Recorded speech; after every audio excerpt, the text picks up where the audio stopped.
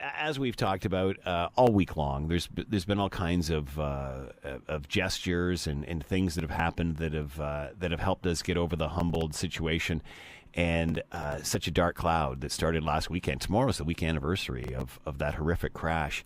And whether it's organ donations, which registration has gone up, blood donations have gone up. We saw the people putting pictures of the jerseys or the Sticks Out campaign. Why do we do this? Let's bring in Gary Derenfeld, social worker, yoursocialworker.com, to find out more. He is with us now. Gary, thanks for taking the time. We appreciate this. My pleasure. This is an important conversation. You know, I just remember, and oddly enough, we played in a hockey tournament last weekend, and this happened on the Friday, and people weren't necessarily talking about it a lot, but you could feel it. You could feel it hanging over the families in the arena that we were in and such. Are you surprised this has affected us the way it has? You know, actually, I'm not surprised, Scott. Hockey.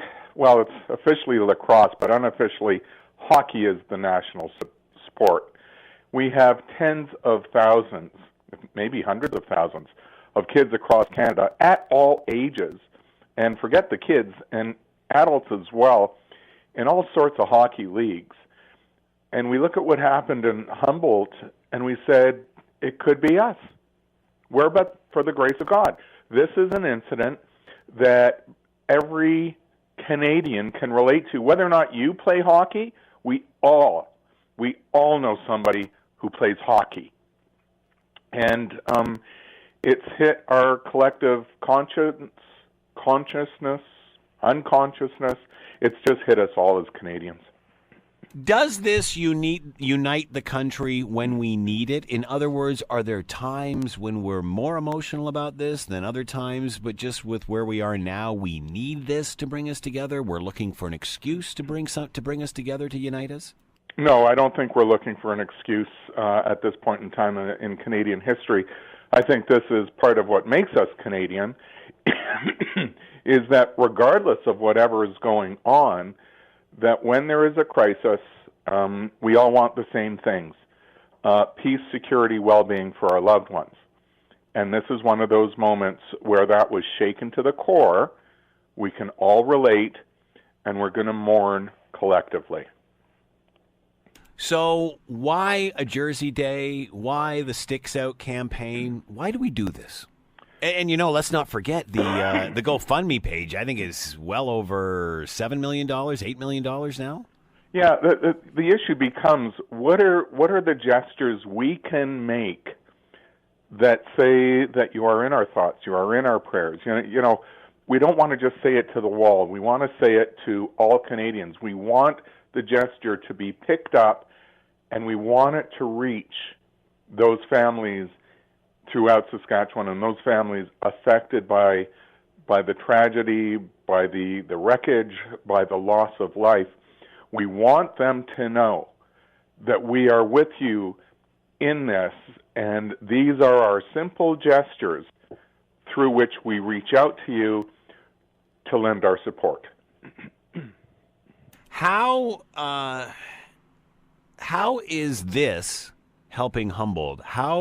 How important is it for them to understand the rest of the country? And we were talking to them today, and I said, we're all here at the radio station wearing jerseys, and, here we are a couple of provinces away. They're happy to hear that. What does it do for that small town knowing that this has affected the rest of the country this way, and people are doing this?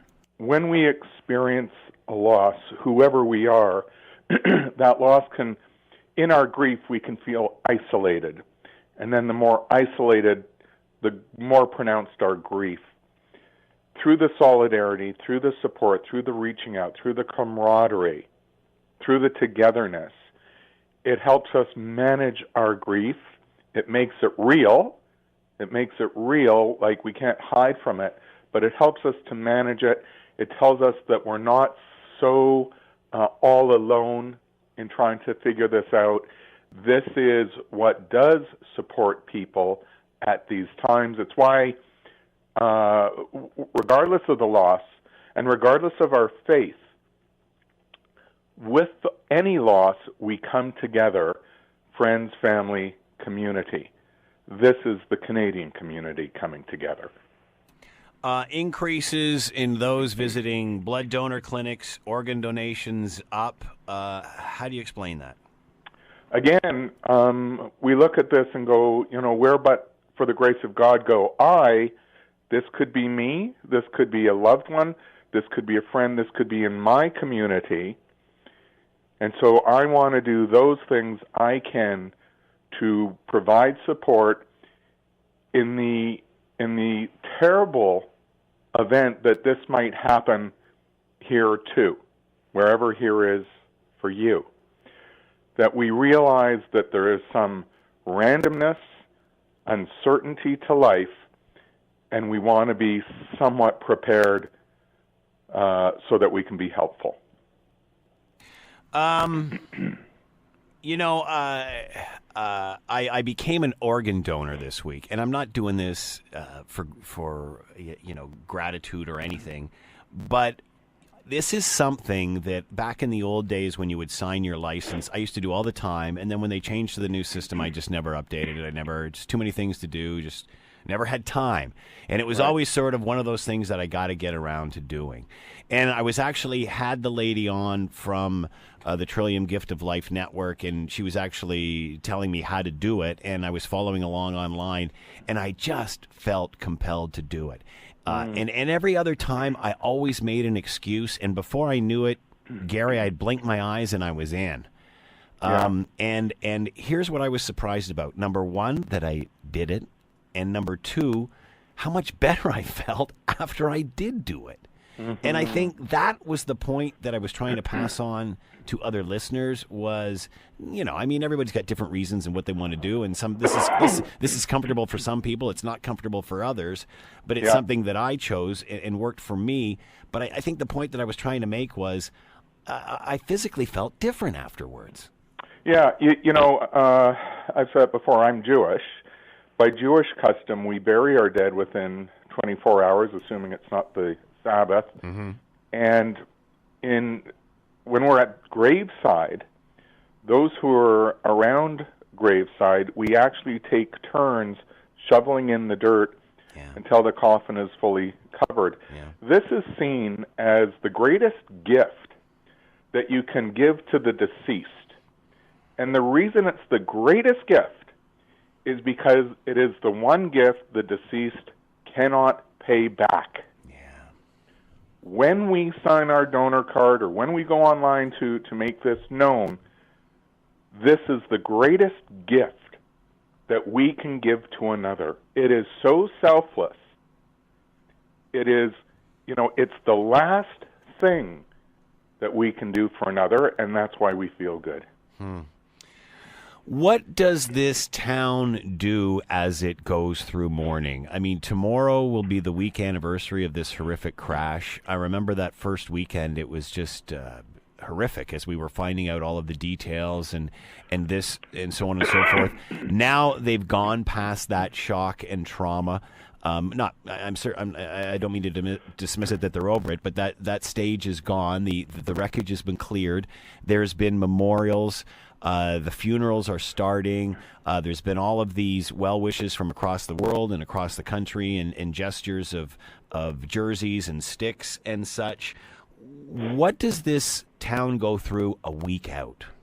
Good question. So in another week's time, the media will have dissipated. We will be gone. We won't be talking about this. We'll be on to other stories, but the survivors,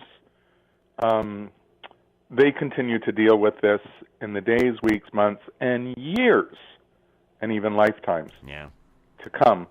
And so what I would say to folks is continue to reach out. It could be in a month's time. It could be in a half a year's time. Don't assume people are well. If you're connected personally, pick up the phone, pay a visit, send a text or an email, ask how they are doing months from now. Because loss hits people in different ways at different times. There's going to be significant events through the year when that person's birthday was, an anniversary, Christmas, Valentine's Day, and the loss will be felt more acutely with going through those first experiences on those special days. So even though we will have left, this will continue to linger and go on for the survivors. The degree to which we keep them in our thoughts, reach out, and provide that support helps ease them on their journey of integrating this experience into the rest of their lives. What if you were one of the people on that bus that survived? Do you feel lucky? Do you feel guilty? And you may feel both simultaneously. It's not either or, it can be that and. As humans, we're very complex beings. And as complex beings, we can hold contradictory or seemingly contradictory emotions inside ourselves at the same time.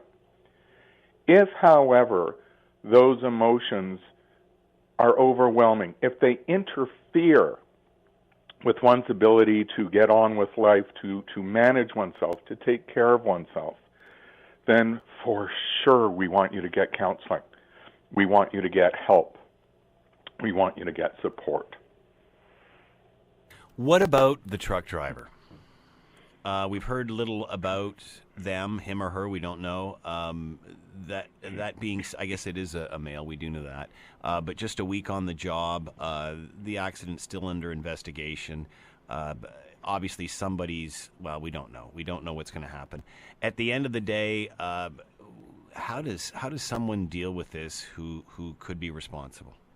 Well, it seems as if the community has already been generous to this person, indicating. And what does that say, Gary, right there? What wonderful people. What wonderful people that they can say with certainty that we don't believe that this person woke up that day and sought to cause death and carnage. We don't believe that that person entered into this job thinking, I'm going to hurt somebody today. And so with that, they're expressing wonderful forgiveness, the likes of which we may never see. But what is it like for that individual? That person will carry the guilt of this experience, and that will be profound. Part of how we can manage guilt is through service to others, where we feel that we are doing what we can to pay back. Quite frankly, I would worry for that person's mental health and for depression and for anxiety to follow and for overwhelming guilt, and would hope that that person may find comfort, solace, and support through the well wishes of others too. How important is it for this town now, and I'm sure tomorrow will be difficult for them, but as this weekend progresses and as people leave, as news teams leave, that sort of thing, do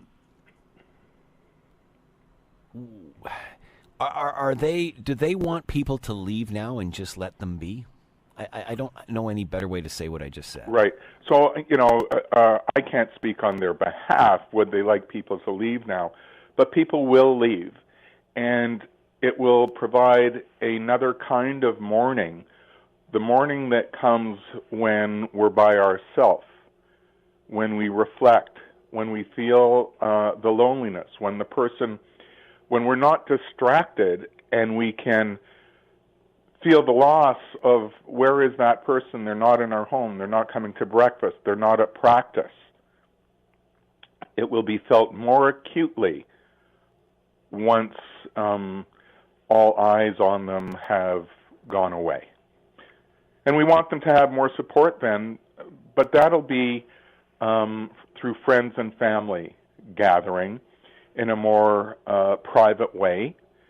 And we want them to take advantage of that. And we also want them to take advantage of grief counseling, where persons like myself or social workers or counselors, they come in to help you make sense of this. Not that we can, but to help us I think the better word is to integrate this experience into our lives, to validate our feelings, to help us not be scared of the enormity of our feelings. And so grief counseling should and likely will figure prominently for the well-being of many of these people. Gary Dierenfeld has been with us, social worker, yoursocialworker.com. Gary, as always, thank you for the time. Much appreciated. Hey, thank you, Scott, for such a thoughtful discussion on this. The Scott Thompson Show, weekdays from noon to 3 on AM 900 CHML.